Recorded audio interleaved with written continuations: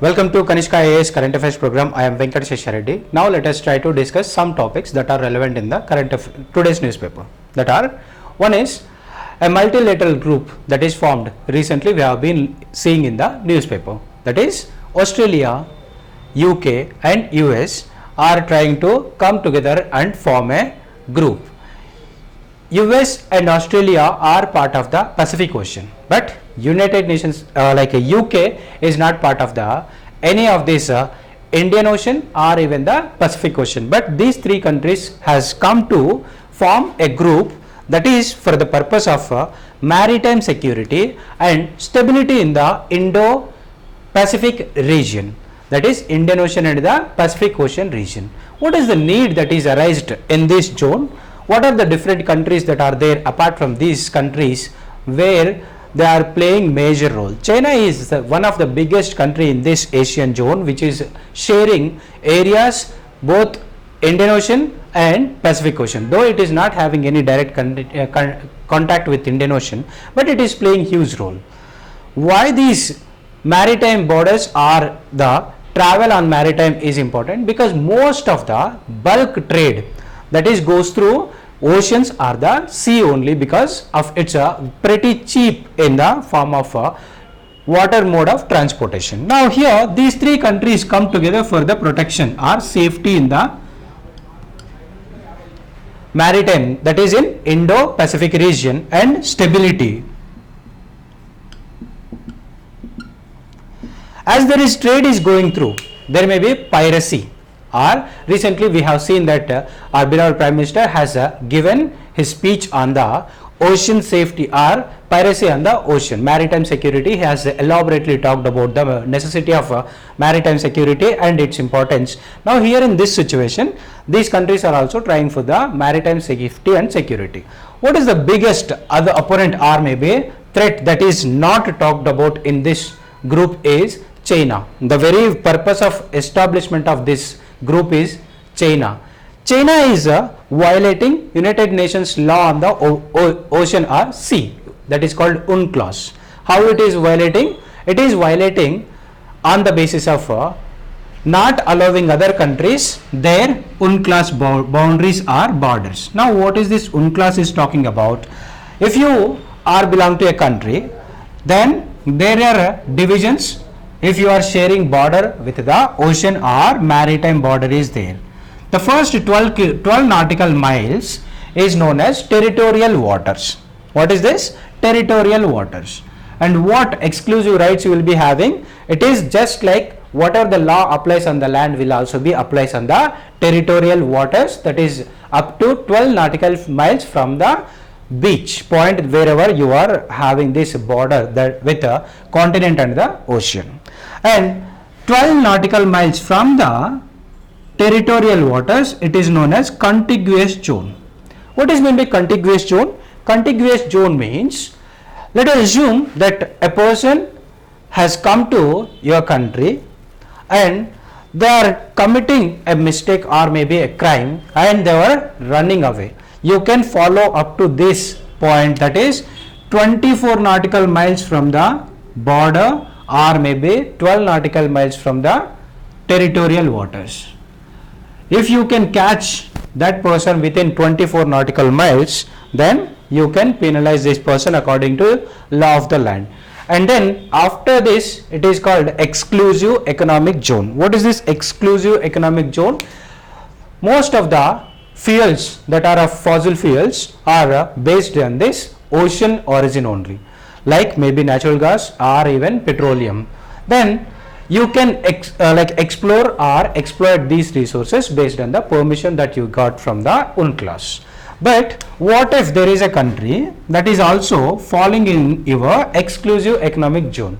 Then you must have some consensus between these two countries so that you can be able to amicably solve the issue and share the border between both the countries. Let us assume there is only 24 nautical miles, then you have to share within this 24 nautical miles and accommodate according to the law. But China is denying the rights of most of the Southeast Asian nations. Along with that, it is even threatening Japan and other countries that are there in this area by constructing Senkaku Islands and other artificial islands, Nine-Dash Channel and even South China Sea.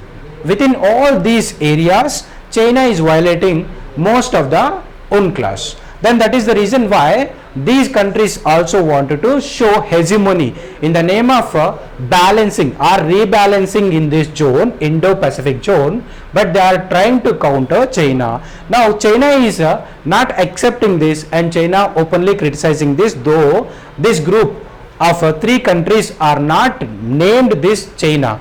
Why China is criticizing them? Because US has transferred technology that it has shared so far with only UK, that is nuclear powered ballistic ships or submarines.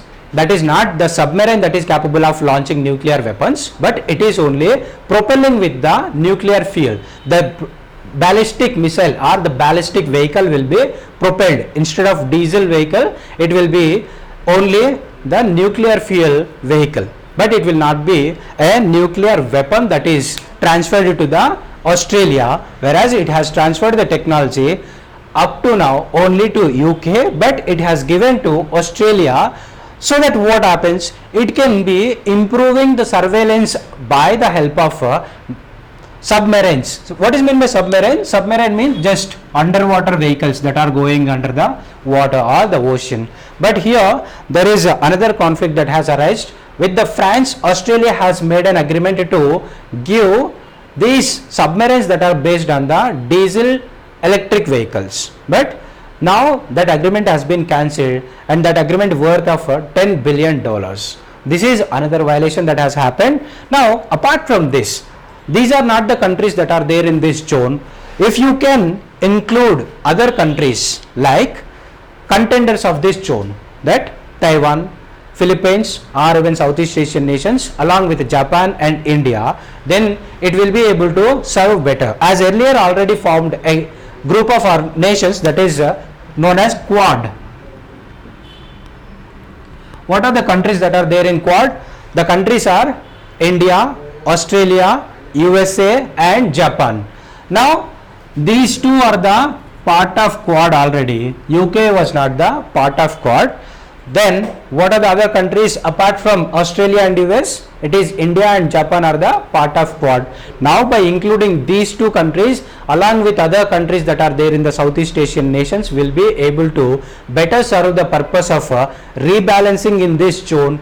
Even if you can be able to see the peace in this ocean, then it will be able to continue the world trade, that most of the trade that is happening in this zone only, then only it will be able to possible to encourage the trade in the countries. The next thing is, we have seen that waste to energy plants are being established, and it is a boom for the waste to energy plants as waste is growing multipliedly. Then what is the problem here if you construct waste to energy plants? If you keep constructing waste to energy plants, the problem will be whatever the incinerators or maybe solid waste further or the gaseous waste that convert into gases will be mixing into the environment, and then it goes into larger areas that will be further polluting, because this is a derivative of a second order pollutants. Now that will be even more dangerous as and when it has mixed with the groundwater or the breathing air. Then what happens is it will be entering into food web or even bioaccumulation and biomagnification. That will be a further big problem that is leading to happen. So what is the solution for this? The better solution will be, instead of throwing all the garbage in the landfills far away from the cities, it is better to segregate at the colonies itself and decompose them, make the facilities that will be available to decompose all the organic material within the streets or within the colonies. Then whenever you segregate there and then itself, the amount of waste collected will be far lower than when you collect and fill the landfills out of the cities, then that will be a better solution instead of converting this into a waste to energy plants, or maybe the landfills, that waste or garbage mounds that are creating a huge problems in the form of second order pollutants. Thank you. Keep watching Kanishka IAS for the daily updates on the current affairs.